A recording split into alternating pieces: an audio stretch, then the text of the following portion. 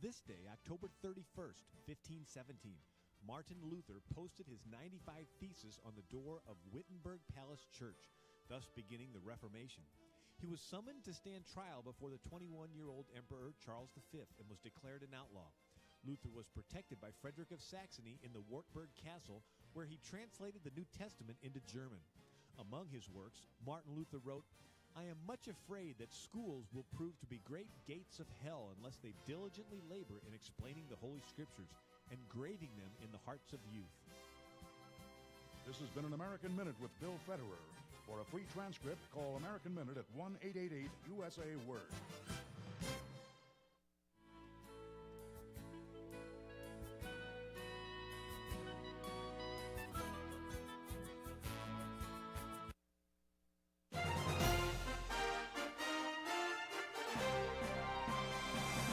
VCY America presents Crosstalk, a nationwide call-in program discussing issues that have an effect on our families, our communities, our churches, our nation, and our world. Crosstalk, an opportunity for you to voice your concerns for biblical principles. And now live by satellite and around the world on the internet at vcyamerica.org. Here is today's Crosstalk. And thank you for joining us here for our news roundup and comment on VCY America's Crosstalk radio broadcast. Friends, today is October 31st, 2025.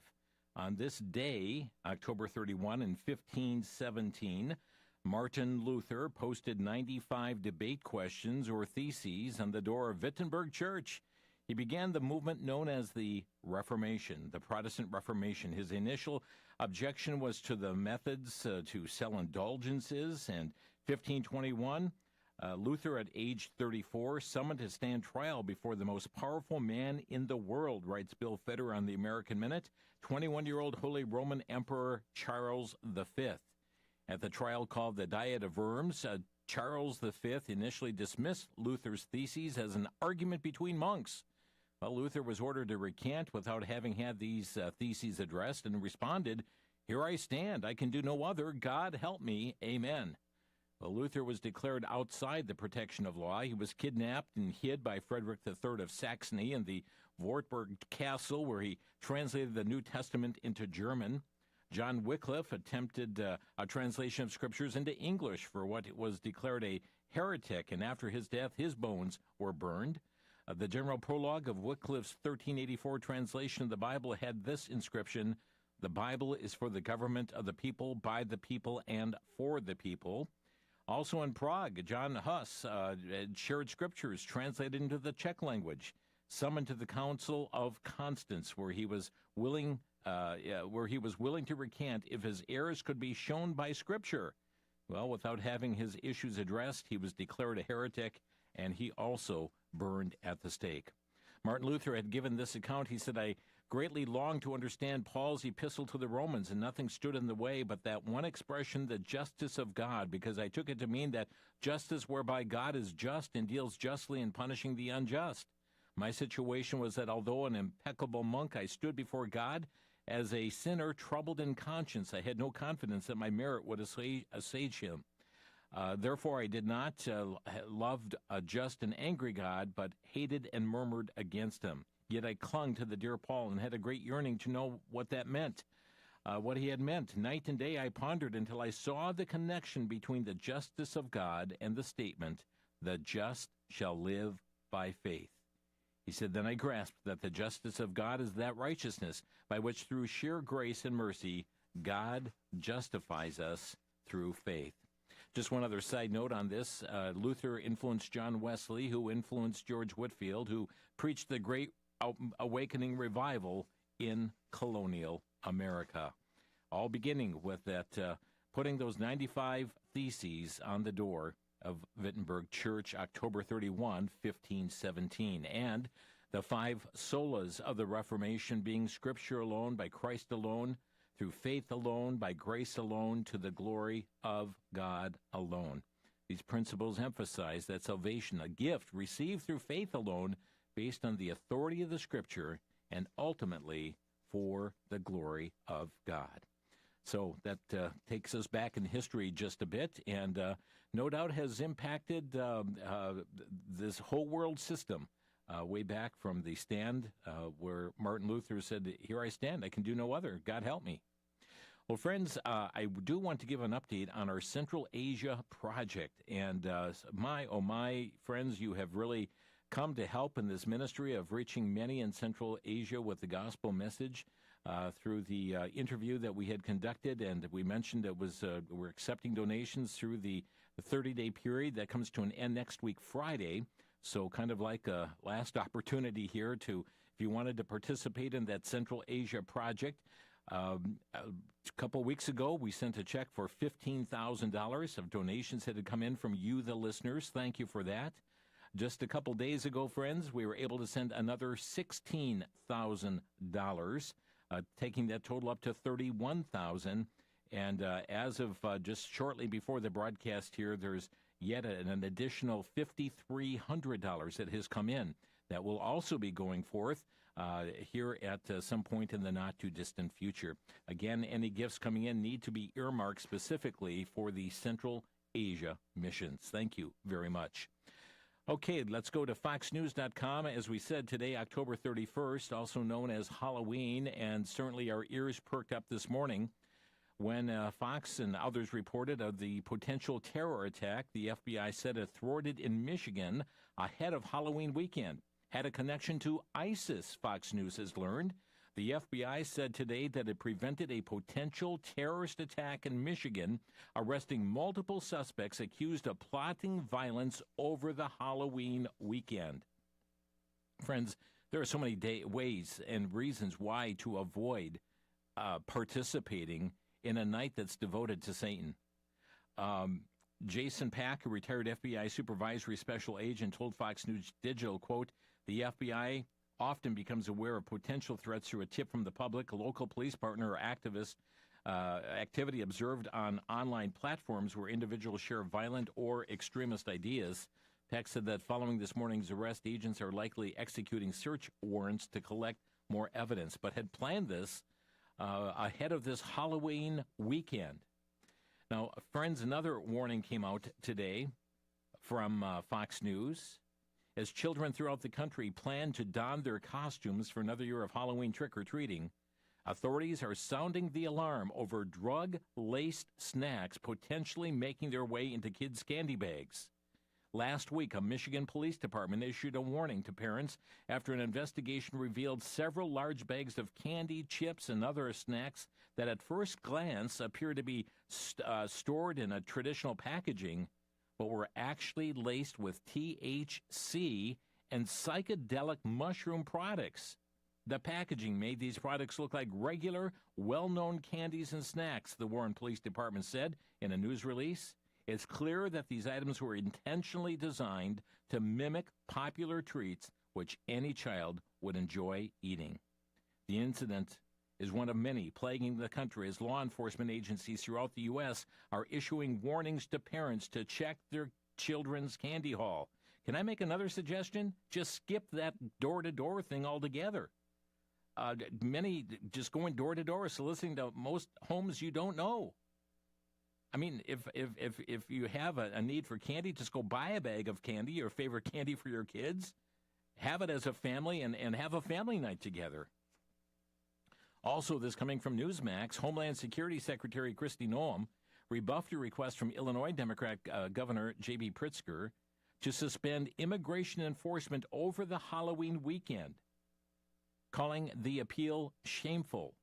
Instead, Noem said Thursday that ICE agents will be out in force to ensure public safety and protect America's families and trick-or-treaters. Governor Pritzker says, no, put ICE on hold. We don't want officials out there. Friends, again, I just, it's my recommendation. Just avoid it. Don't go out there. Don't go soliciting for the stuff. Treat your family. Have a family time together. That's my opinion. FoxNews.com, Samaritan's Purse, led by Franklin Graham, has airlifted more than 38,000 pounds of emergency relief supplies to Jamaica after Category 5 Hurricane Melissa tore through the island, leaving widespread destruction, thousands homeless. Less than 48 hours after Melissa made landfall with winds topping 185 miles an hour, the North Carolina-based Christian relief organization deployed its disaster assistance response team and began unloading critical aid in Kingston. The First Samaritan's Purse cargo flight from their airlift response center carried 1,500 family kits filled with tarps, ropes, solar lights, jerry cans, and water filters. A second flight scheduled to depart today, carrying the community water filtration systems capable of providing clean water to 10,000 people a day, along with additional supplies and medical teams. Be praying.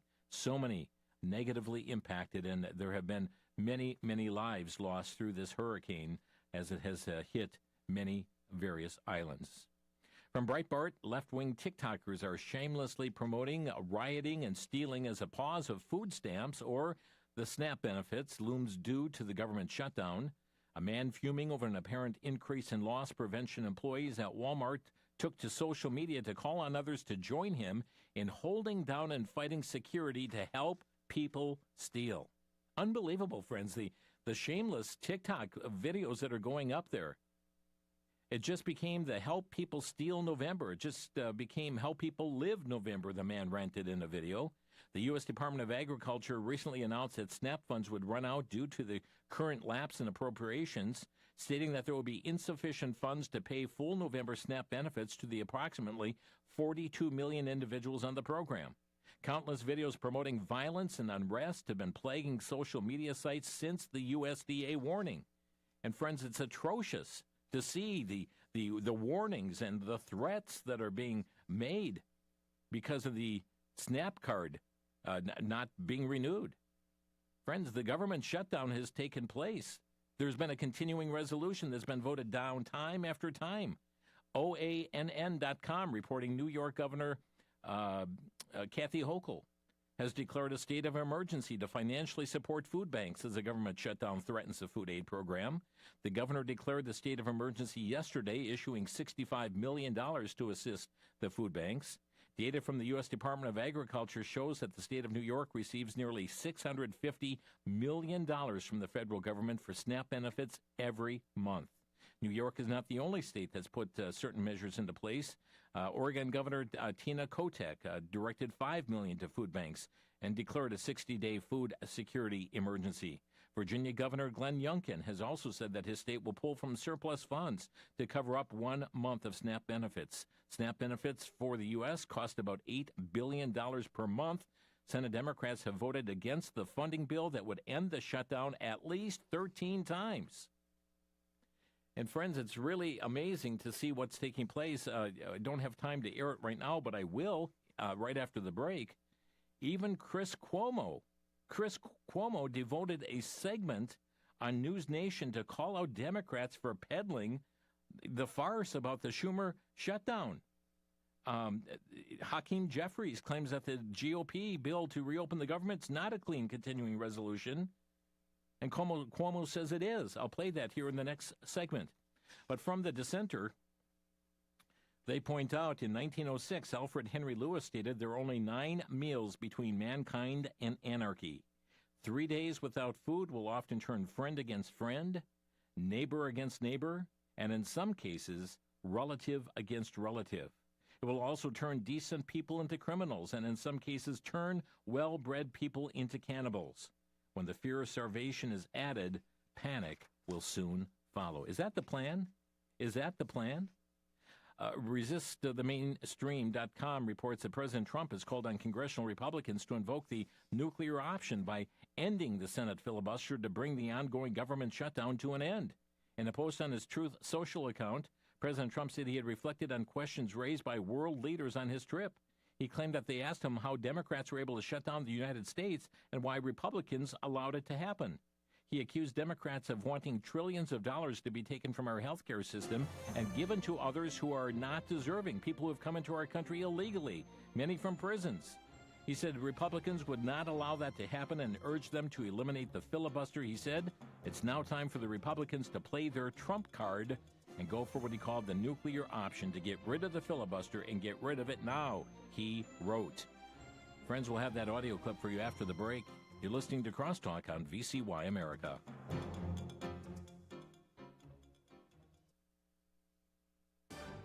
to Genesis with Dr. John Morris, geologist and president of the Institute for Creation Research.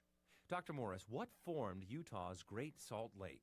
Chris, the Great Salt Lake is much more salty than seawater because it has water coming in but no rivers leaving the lake.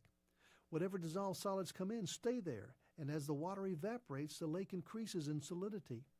It turns out that Salt Lake is really just a leftover remnant of a much larger lake called Lake Bonneville. When the Great Flood of Noah's Day drained off the continents, in places water ponded and became inland lakes. Most of these lakes have since drained either through evaporation or through catastrophic failure of the natural dams which were holding them in. Lake Bonneville evidently drained northward through the Snake River Canyon within the last few thousand years. Chris, all the evidence fits that back to Genesis truth of Earth history. To find out more about creation science, visit us on the web at www.icr.org. That's www.icr.org.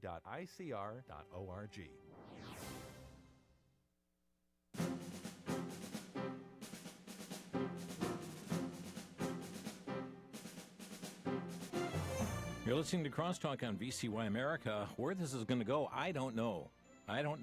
Sandy just handed me here from newsnationnow.com. A federal judge today has blocked the cutting off of SNAP beginning this weekend because of the government shutdown, ordering officials to first spend on an emergency fund.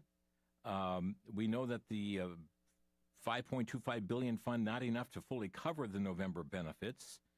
But the judge his order prevents the administration from completely drying up the benefit for Americans. I'm not sure where this is all going. I'm sure it's rather fluid at this particular time. But one thing is sure, and it's being dubbed the Schumer shutdown because this is the same continuing resolution that Senator Schumer argued for and why he voted for it previous. And it's not me saying that. I'm going to play this clip that Chris Cuomo had on his program, in which he called out the errors that are coming from like Hakeem Jeffries and Chuck Schumer, who has reversed his position on this matter. There has been vote after vote after vote after vote to just continue funding the government as was. Not adding, not taking away, just continue as is, just like the last one. But vote after vote, they're turning down. Is there desire for chaos across the country? Here's Chris Cuomo. Here from the Democrats is not true. The Republican partisan spending bill that they introduced is not clean. Well, first of all, let's be clear. It's not a clean bill. It's a dirty bill. Well, that's all a lie. It's not a clean continuing resolution. Listen, I like Hakeem Jeffries. I think he's got an amazing future. He's got better fights than this. This is a clean CR. What does that mean, by the way? Continuing resolution. Instead of passing a real budget like they should, this just says, hey, remember the last one? Let's just continue at those levels again, all right? Now, that may mean that certain people who should get less won't, certain people who need more won't, but a clean CR means that this is an extension from the last set of, in this case, Biden's spending levels, okay? That's what a clean CR is. This is a clean CR. Wait a minute, Cuomo disagrees with Jeffries. Jeffries must be right. Don't take my word.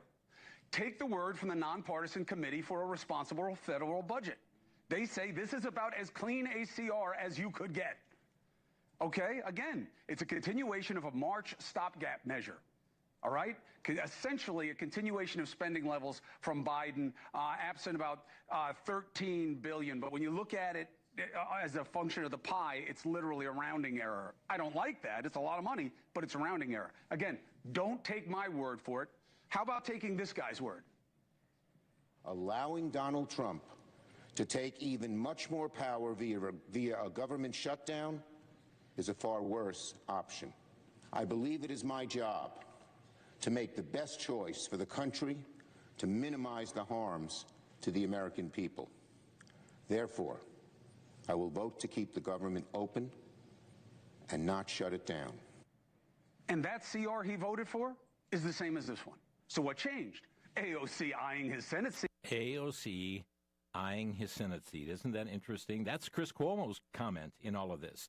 Now, it's very interesting that Chuck Schumer, that was his argument why he voted for the CR, the continuing resolution, back some months ago, early in the Trump administration. And now opposed to the same one he voted for.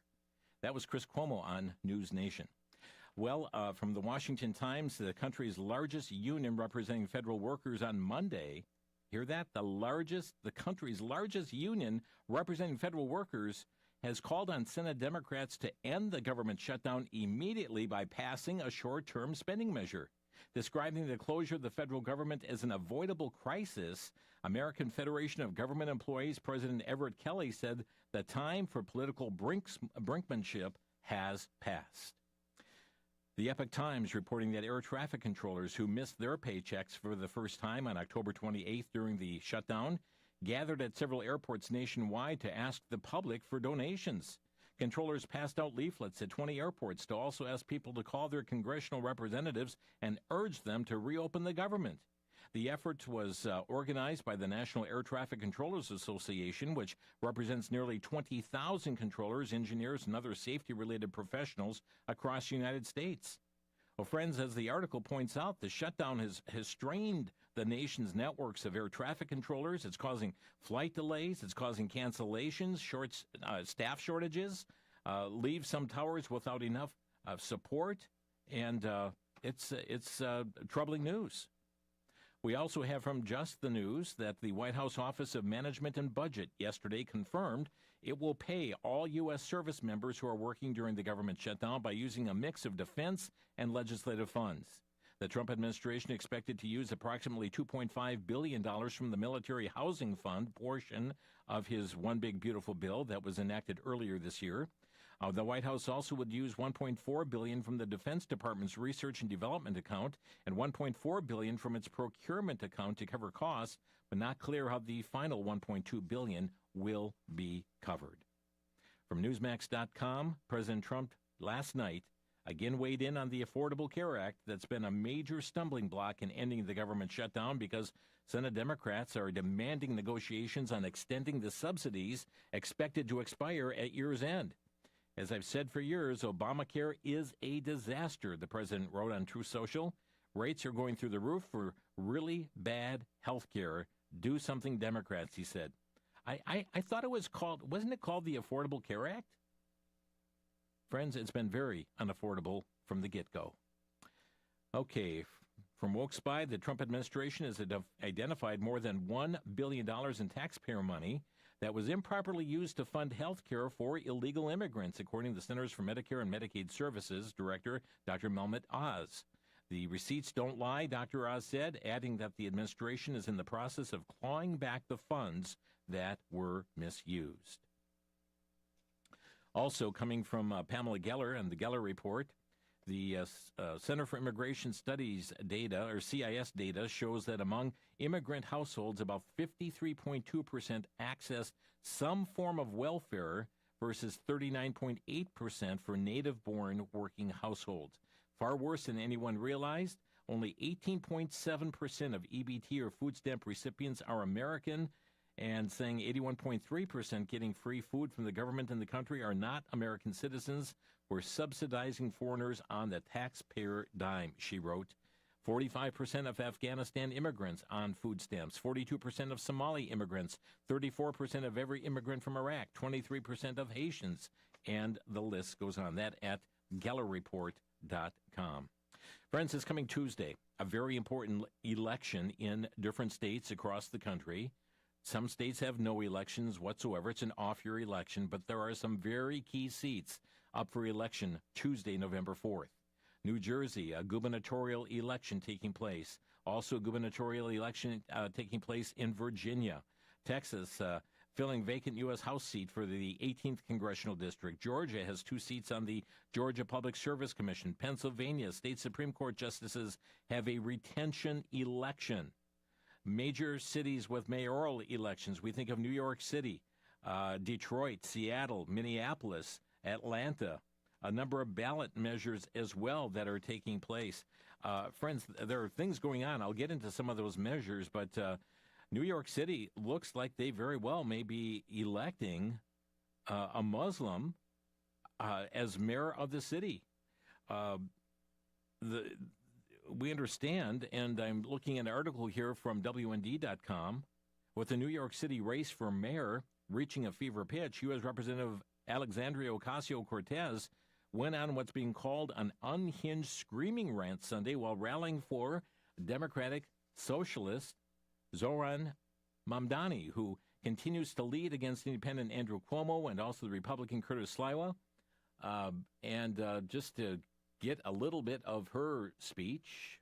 This city was built by the Irish escaping famine, Italians fleeing fascism, Jews escaping Holocaust, Black Americans fleeing slavery and Jim Crow, Latinos seeking a better life, Native people standing for themselves, Asian Americans coming together in Queens, in Brooklyn, in the Bronx, in Manhattan, in Staten Island, in this country, in a vision to build the freest, toughest, and greatest city on earth. I'd like to know what you're feeling inside hearing those crowds roar as she goes off on that rant. The Daily Caller tells us that House Democratic leader Hakeem Jeffries has endorsed Mamdani to serve as the next mayor of New York after months of dodging questions about his stance. The minority leader issued a written endorsement of him, the Democratic nominee, in the mayoral contest less than 1 day before the start of early voting. That was October 24th. Early voting is underway. ResistTheMainstream.com reporting a campaign finance watchdog group has filed criminal referrals against New York City mayoral candidate Zoran Mamdani with the Department of Justice. The Coolidge-Reagan Foundation submitted the complaints Tuesday, alleging that his campaign accepted illegal donations from foreign donors. A review of his campaign finances revealed he received some $13,000 from 170 donors located outside the United States, according to Fox News. From SlayNews.com, the mother of Zoran once declared that her son is not an American at all, using language critics now call derogatory toward the United States. An unearthed interview from 2013 has revealed. And we understand that Zoran is leading in the polls quite significantly by some 10%. That survey October 23 through the 27th, with 911 likely voters, margin of error 4 percentage points. But the kind of a record turnout on the first day of early voting in the New York City, whereas back in 2023, October 23rd, 2023, early voters had numbered 15,418 as of that date. October 25, 2025, that number has swelled, not the 15,000, but 79,409. The Epoch Times reporting of the coming elections and voters in 6 states, California, Colorado, Maine, New York, Texas, Washington, will decide more than 20 statewide measures appearing on the back of their ballots. California voting on Proposition 50, asking voters whether the state should temporarily bypass its independent redistricting system and adopt a new legislative drawn congressional district map for elections through 2030. Friends, they already have in place that they are to have this independent redistricting system. But no, we have to we're going to gerrymander in order to skirt that, and want voters now to approve it. In Maine, voter ID and a red flag law are on the ballot. That's for guns. Texas, enshrining citizenship requirement to vote is on the ballot. Colorado, school meals program funding to maintain funding for the state's Healthy School Meals program, offers free breakfast and lunch to all students. New York, state land use. Washington, investing state long-term care funds. And early voting underway in a number of states. We know also that there are numerous referendum that are taking place in various locations. And friends, make sure if you have something on your ballot this Tuesday that you are engaged and will participate in the voting process. And if you don't have anything on your ballot, be praying. Some of these are very, very critical elections taking place across the nation. We've got more news in our News Roundup and Comment coming up here in just a moment. You're tuned to VCY America Crosstalk, and we'll be back in just a minute.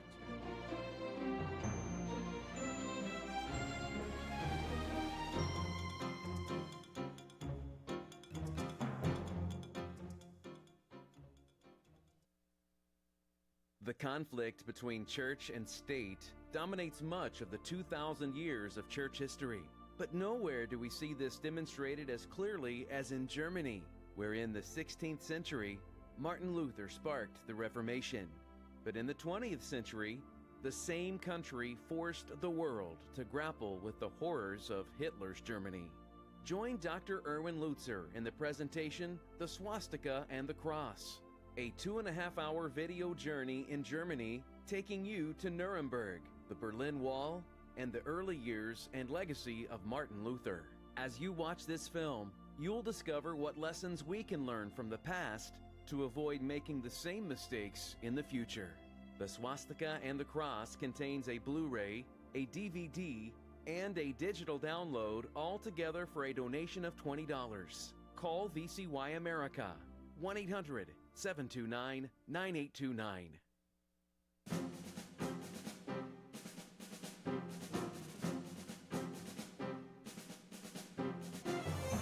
This is Crosstalk on VCY America, and earlier this week, we had a wonderful interview with Jack Hibbs. He's written a book called To Take a Bold Stand, Resilient and Effective Faith for a Godless Age. As the culture around us continues to stumble blindly into evil and turmoil, it's easy to lose heart, grow weary in your faith. But what if God has been preparing you for this very time all along? You see, everything changes when you say yes to God's call to be diligent as you await the coming of the day of God. Call to take a bold stand beckons you to live a biblically based, passionate faith, resilient, immovable, and effective in our chaotic and troubled world. Jack Hibbs gives biblical teaching and practical insights to help you represent Christ courageously to a world in need and to influence our increasingly secular culture in transformative ways. Just wanted to make mention that this has been a book of the month at the VCY bookstore. He did extend this into Saturday as well through our bookstore. They have it half off. I've not found it anywhere less expensive on the web. The VCY bookstore is part of our ministry here at VCY America. The book retails for $18.99. They have it for just $9.49 through tomorrow. You do need to reach out, though. They close at 6 p.m. Central Time today, 10 to 4 tomorrow. The number is 1-888-722-4829, 1-888-722-4829, or go to vcy.com. Well, some more news here. We have two federal judges nearly simultaneously giving rulings today that orders the president to continue SNAP funds from the contingency funds. And the Trump administration has long said it doesn't have the legal authority to do that. Time that we get things going again in our government, isn't it? Let's go to the Epic Times. U.S. President Donald Trump concluded his whirlwind three-nation tour of Asia, marked by high-stakes summits, major trade and investment agreements, peace pact, and a closely watched meeting with Chinese leader Xi Jinping on October 30th, reports the Epic Times. So some of the highlights, some of the takeaways following months of negotiations and friction between the U.S. and Chinese trade envoys. The two leaders of the nations met for nearly 2 hours. They reached a one-year truce on some contentious issues. The president touted the deal, stating that China has agreed to order massive amounts of buy soybeans and sorghum and other farm products. China would continue the shipments of rare earth minerals, critical minerals and magnets openly and freely. The president also said Beijing would make large-scale purchases of Alaskan oil and gas. And in exchange, the president agreed to cut fentanyl-related tariffs on China in half from the 20% imposed in January to 10%. With that change, overall tariffs on Chinese goods come down to 47%. The president told reporters that the agreement will be renegotiated annually. So there was a flurry of rare earth deals. On this trip, he signed deals with Cambodia, Japan, Malaysia, Thailand, South Korea, and Vietnam. There was a strengthening of ties with Japan and the new emperor of Japan as well. The $350 billion U.S. investment by South Korea. Also South Asia at the center of U.S.-China power struggle. The first stop was Malaysia, attending the Association of Southeast Asian Nations Summit. And then announced trade deals taking place there. So Asia trip that was filled again with high-stakes summits, major trade, and investment. Also, it's been confirmed now by Treasury Secretary Scott Bessent that the U.S. has finalized its agreement for the sale of TikTok. SRN News reporting President Trump appeared to suggest that the U.S. will resume testing nuclear weapons for the first time in 3 decades, saying it would be on an equal basis with Russia and China. The U.S. military already regularly tests its missiles that are capable of delivering a nuclear warhead, but it has not detonated weapons since 1992. The Comprehensive Nuclear Test Ban Treaty, which the U.S. signed but did not ratify, has been observed since its adoption by all countries possessing nuclear weapons, North Korea being the only exception. The president said, because of other countries' testing programs, I've instructed the Department of War to start testing our nuclear weapons on an equal basis. The Epoch Times reporting senators have passed a bill to revoke the National Emergency Declaration used by President Trump as a legal basis for his reciprocal global tariff measures. Unknown whether this will be taken up by the House or not. Let's see.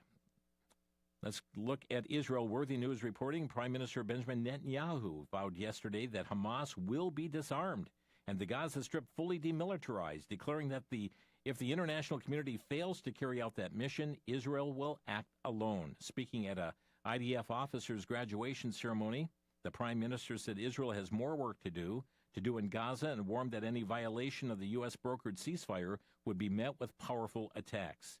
At the end of the day, Hamas will be disarmed and Gaza will be demilitarized, the Prime Minister said.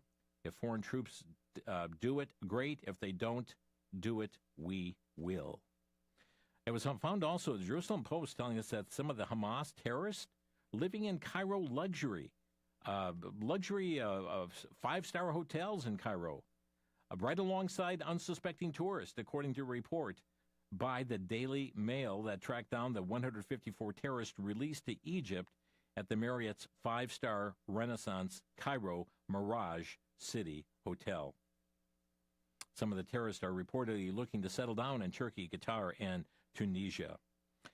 Okay, from the Geller Report, we're here to take over your country and uphold Sharia law. The Metropolitan Police prohibited a march in London's Muslim-majority Whitechapel neighborhood in response to hordes of masked Muslim men assembled near Whitechapel Station, performing public prayers, chanting slogans like Allahu Akbar and Who Streets, Our Streets, and vowing to defend their community with no arrest made.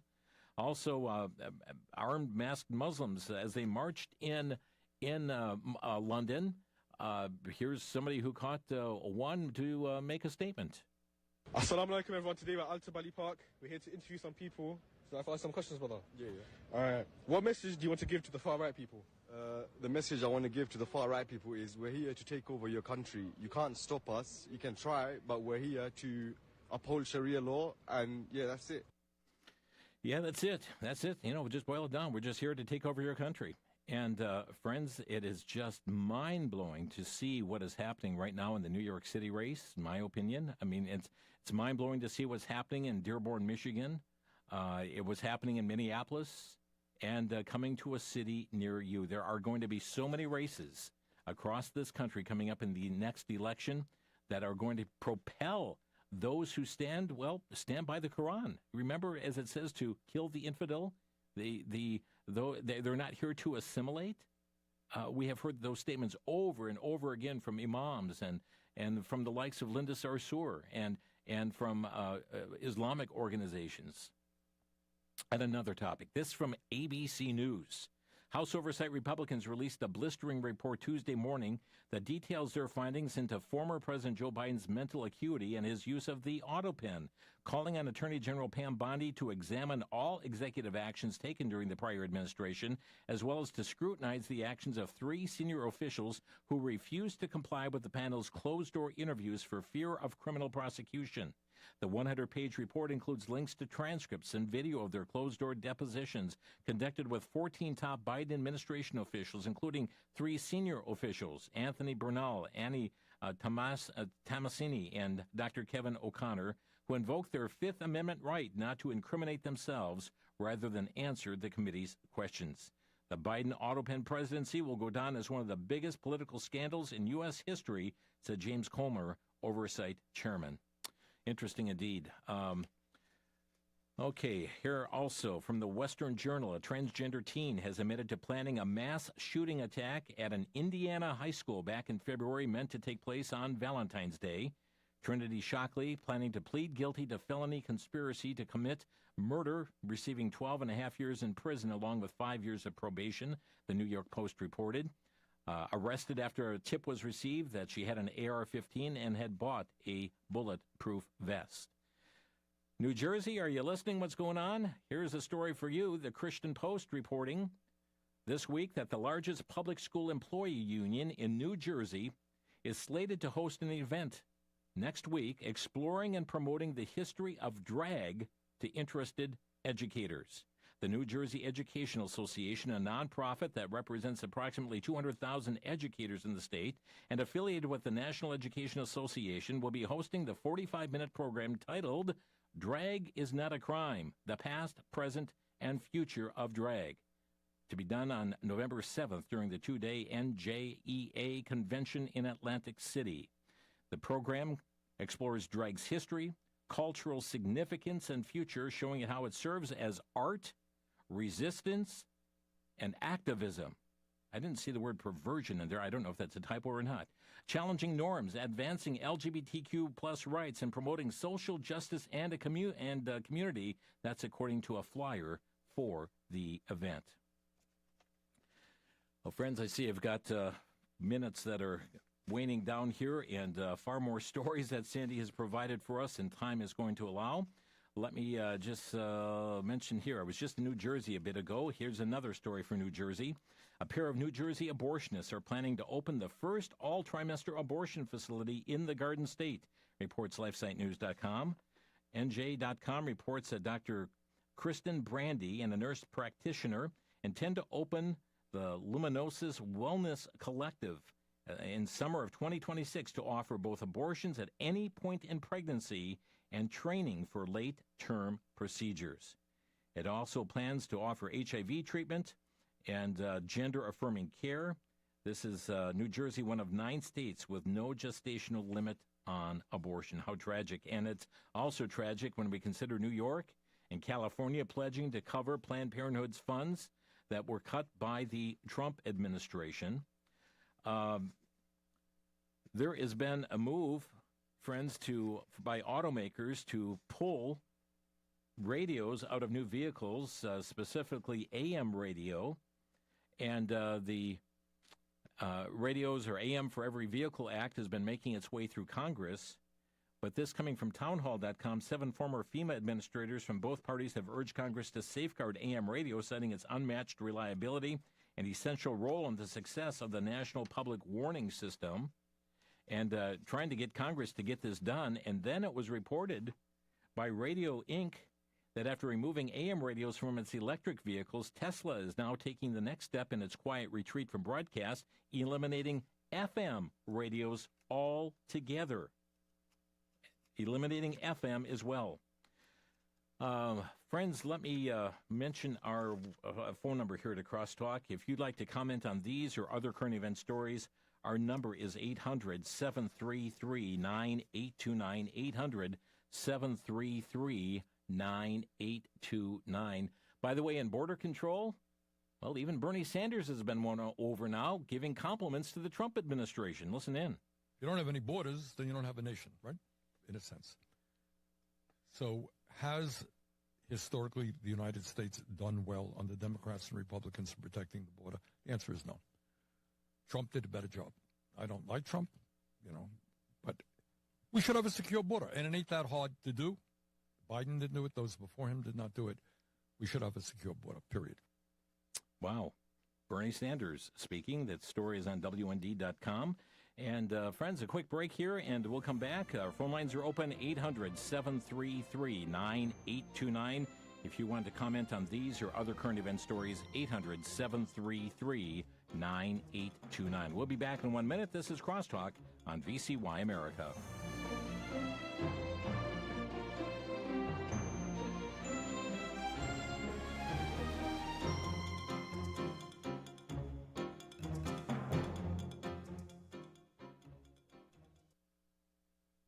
For the Worldview Report, I'm Brandon House. Our website's worldviewtube.com. As you know, I've been teaching through the book of Revelation. I just finished Revelation chapter 21. You know, it says that the new Jerusalem that comes down out of heaven and sits on the earth, the new heaven and the new earth. Do you know that that new Jerusalem has 12 gates and they were 12 pearls? Each individual gate was of one pearl. That's mind-blowing, isn't it? You know what I love about this? What gets us into the new Jerusalem? The gospel, the good news of salvation through Christ alone, right? Faith and repentance. Believe in the name of the Lord Jesus Christ and thou shalt be saved. What a reminder as we go in and out of the new Jerusalem gates, the 12 of them, and it's made with a pearl.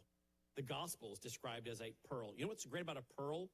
Man can do nothing to add to its value. That's why it was considered one of the highest stones or commodities you could own. Man could do nothing to make it more valuable. And that's the same about the gospel. I'm Brandon House.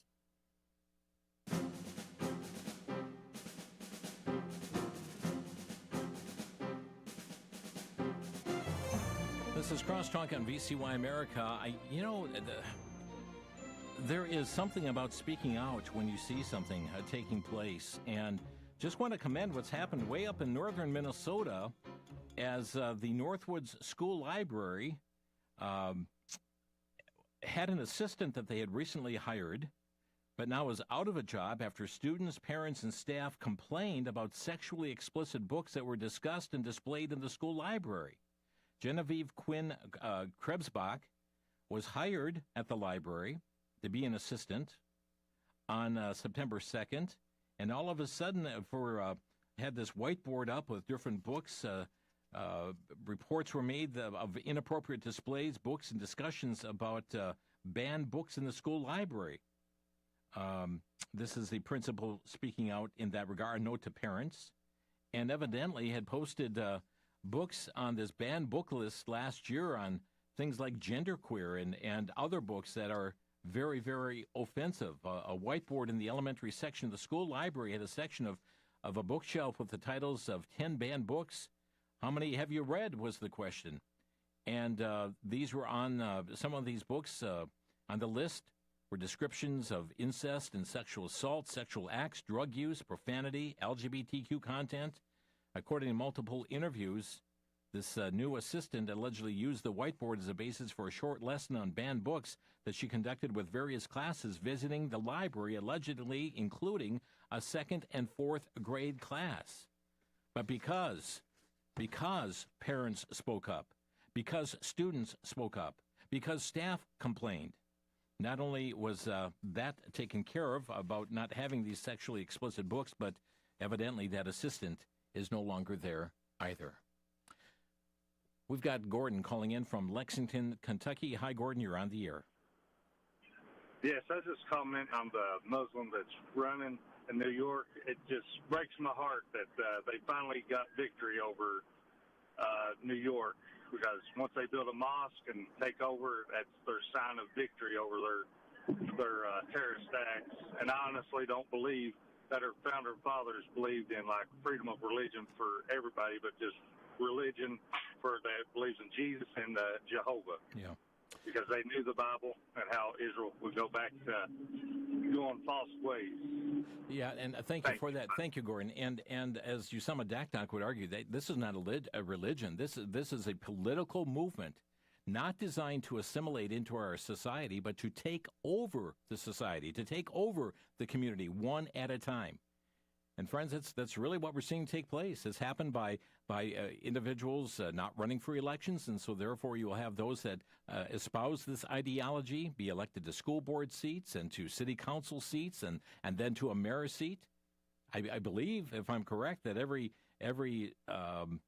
position in Hamtramck, Michigan, on the city council includes those that are Muslim. And even when a Christian spoke up at a recent meeting, was told that they would be delighted when he left the area, when he left the community itself. Another story here, another topic, and this from the Department of Homeland Security. Kristi Noem announced that a successful 287G operation with the Indiana State Police has resulted in the arrest of 223 illegal aliens on Indiana highways, right near the Illinois state line, including 146 truck drivers. The operation took place in northwest Indiana, part of Chicago-based Operation Midway Blitz. The criminal activity associated with these 223 illegal aliens that were arrested during the effort, they found driving under the influence, drug trafficking, theft, burglary, assault, child abuse, domestic battery, prostitution, and fraud. Mary is calling from Dallas. You're on the air, Mary. Hi. Again, thank you for your show. Jim, I just wanted to say I really appreciate all the topics that you bring and awareness to Americans. I had a comment. I haven't heard about the purchase of a radio network by George Soros that went through fairly quickly that would take up a number of radio stations, I believe, in Louisiana. Do you know anything about that? Yeah, we covered this quite some time ago when that first was proposed, and indeed that came under the Biden administration, and I don't have the exact number, but these are stations located not just in one state, but all over the country with Soros money, and I believe him being a major stakeholder in these broadcast stations. Okay. Yeah. All right. I just didn't know if you had an update or... No, as best I know, that the sale has gone through. So I have not actually looked into it recently, but I know it was back nearly a year ago in which that first came about. Okay. Thank you, Mary. Lori in Michigan, you're on the air. Yeah, hi. Thanks for your program. I just wanted to say that you were covering the, I guess, Martin Luther, the Reformation, but something reminded me. It just reminded me of today in the world where we're seeing the great falling away and we're seeing all this anti-Semitism, that he started well, Martin Luther did, and then he ended up poorly when he began to become anti-Semitic, which is really sad, and it's something we can learn from his big, huge mistake that he didn't finish well. And we know that the Germany used, and Hitler used his writings to propagate the Holocaust and all the propaganda and all that stuff. So that's just a lesson for us to learn today, to be very careful and don't buy into all the propaganda and the lies of the devil, and to know the Word of God so we cannot make that mistake. Thank you, Lori. Thanks, Jim, for the program. We do need to know the Word. Pete in Milwaukee, our final caller today. You're on the air. Hi. I really appreciate your phone call to you. I'm just really upset because the government of the United States doesn't care about the people that are the Christians that are being slaughtered in Sudan and all these third world countries. What is going on over here? We care about human rights. Yeah. What is going on with this, Jim? Yeah. I don't understand. I'm feeling a little sick. I apologize. But, I mean, we have to fight for our brothers and sisters, and I've been talking to God about this. I'm not blaming him.